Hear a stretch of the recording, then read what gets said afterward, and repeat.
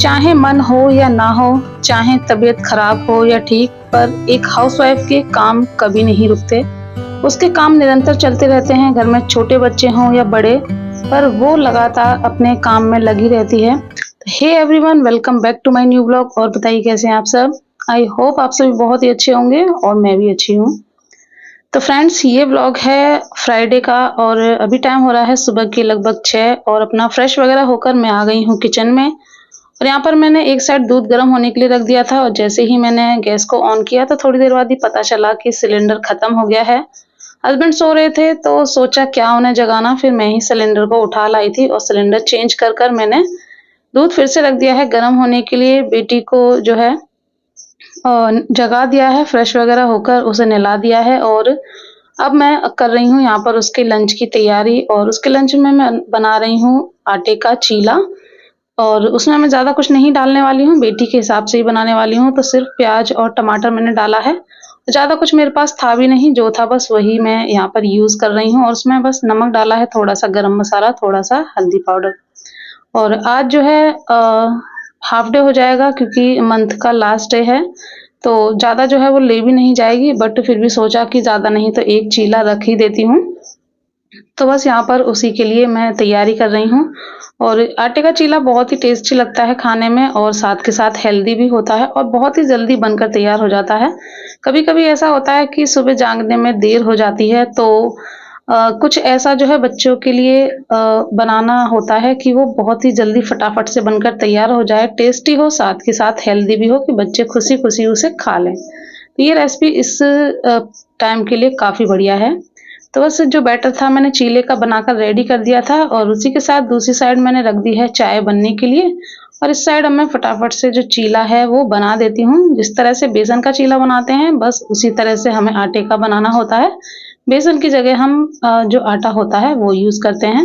यहाँ पर चीला मैंने अच्छे से फैला दिया था और उसको 3-4 मिनट के लिए कवर कर दिया है, फिर पलट दिया है, फिर उसको जो है कवर कर कर पका लिया था, फिर उसको अच्छे से दोनों साइड से सेक कर जो चीला है वो मैंने रेडी कर दिया है। तो बस अभी एक ही बनाया है और अब यहाँ पर बेटी को दे देती हूँ नाश्ता। तो उसमें मैंने उसको दूध दिया है, साथ में दे दूँगी बनाना। और हस्बैंड के लिए भी चाय जो है मैंने निकाल ली है, चाय बन गई थी तो हस्बैंड को भी जगाकर उन्हें चाय दे दूँगी। फिर वो भी जब तक बेटी अपना ब्रेकफ़ास्ट वग़ैरह करेगी तब तक हस्बैंड भी जो है रेडी हो जाएँगे उसको छोड़ने के लिए। तो बस यहाँ पर मैं चाय दे आई हूँ हस्बैंड को चाय दे आई हूँ, बेटी को जो नाश्ता है वो दे आई हूँ और अब लगा देती हूँ बेटी का टिफ़िन। तो बस यहाँ पर एक चीला रख दिया है और सॉस का एक पाउच रख दिया है और यहाँ पर बेटी और हस्बैंड चले गए हैं मेन गेट पर, जहाँ पर जो वैन वाले भैया आते हैं वहाँ पर। तो ये देखिए बाहर का मौसम आजकल कुछ ऐसा ही नज़ारा देखने को मिल रहा है रोज़ाना। धूप तो बहुत ही कम निकल रही है लेकिन ऐसा नहीं है कि धूप नहीं है तो गर्मी नहीं है, गर्मी भी बहुत ज़्यादा है क्योंकि इस टाइम जो बरसात होती है ना उसमें उमस वाली गर्मी हो जाती है जो कि और ज़्यादा बेकार लगती है, एकदम चिपचिप वाली। और उसके बाद हस्बैंड फिर आ गए थे बेटी को छोड़कर, तो फिर मैंने यहाँ पर बाकी के बचे हुए चीले भी बना लिए थे। तो 2 और बन गए थे, 1 मैंने बनाकर रख लिया है, 1 और मैं ये बना लेती हूँ। साथ के साथ दूसरी साइड जो चाय रखी हुई थी वो भी मैं गरम कर लेती हूँ। और हस्बैंड को मैंने बोला तो वो अभी जो है नहीं खा रहे हैं, तो बस जो चाय थी वो गरम कर कर मैं ले आई हूँ, अपने लिए एक चीला ले आई हूँ क्योंकि मुझे मेडिसिन लेनी है। हस्बैंड बोले मैं थोड़ी देर बाद जो है चाय पीऊँगा तो उनके लिए फिर मैं बना दूँगी बाद में और बाद में अगर वो खाएँगे तो चीला खा लेंगे, एक रख दिया है। बस यहाँ पर मैं बैठ गई हूँ अपना नाश्ता लेकर, साथ में मैंने लगा दिए हैं सॉन्ग क्योंकि नाश्ता करने के बाद फिर मैं लगूँगी अपने काम में।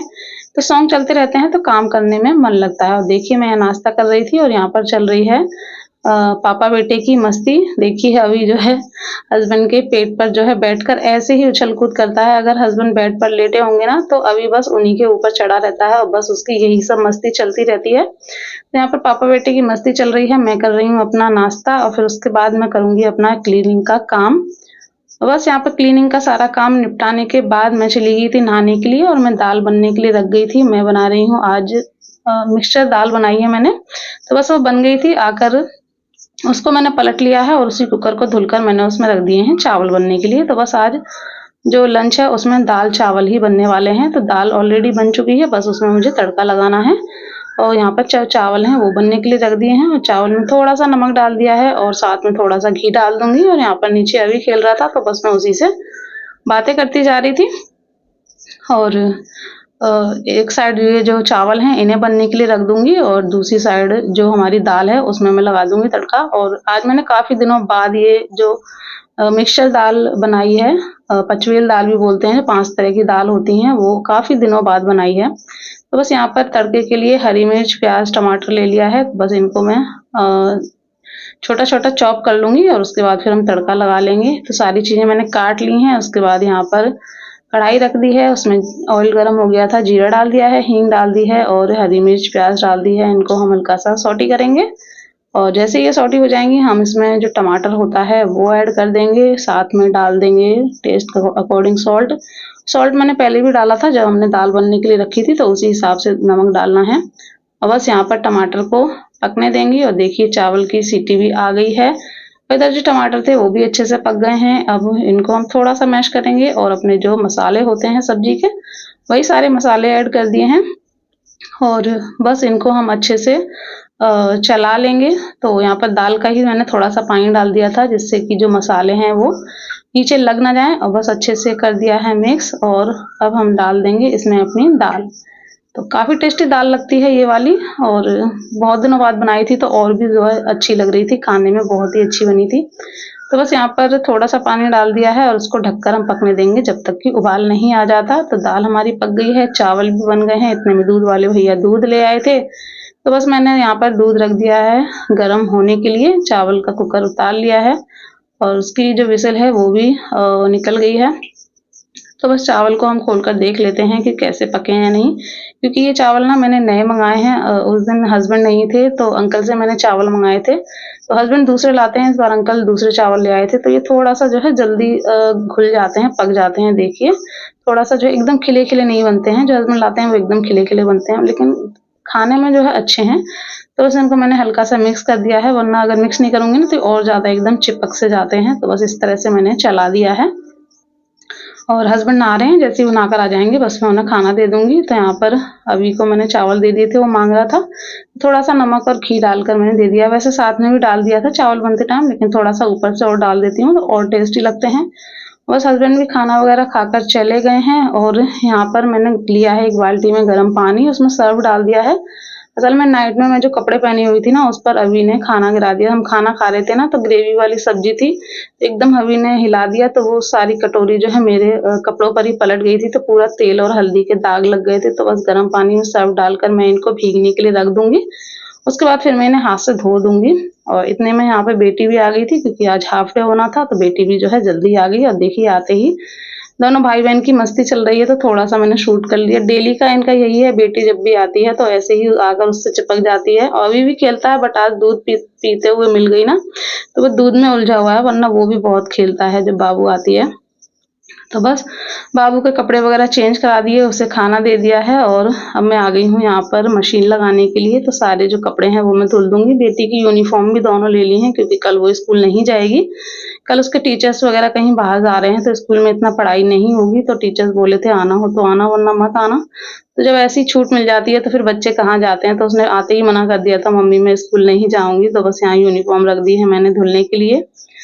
और मेरे पास ना काफ़ी कमेंट्स आते हैं कि दीदी आप इतना जल्दी सारे काम कैसे निपटा लेती हो? हमारे भी छोटे बच्चे हैं, हमसे तो नहीं होता है। तो सच में इसके लिए ना हमको थोड़ा-सा अपनी जो हैबिट होती है ना, उनमें बदलाव करना पड़ता है, अपनी आदतों को थोड़ा चेंज करना होता है, तभी जो है हम ये सारे काम कर पाते हैं, वरना मुश्किल होता है। अगर बच्चे छोटे होते हैं, हस्बैंड बाहर जाते हैं काम पर और आप अपनी फैमिली से अलग होते हैं, अकेले रहते हैं बच्चों के साथ, तो थोड़ा मुश्किल हो जाता है। मेरे लिए भी पहले बहुत मुश्किल होता था, बट धीरे-धीरे मैंने अपना थोड़ा आदतों में जो है चेंजिंग किया, अपने जो है थोड़ी-सी हैबिट चेंज की, तो फिर जो है धीरे-धीरे सब हो जाता है। शुरुआत में थोड़ा-सा मुश्किल लगता है, लेकिन बाद में जो है सारी चीज़ें आसान हो जाती हैं। तो बस वही है।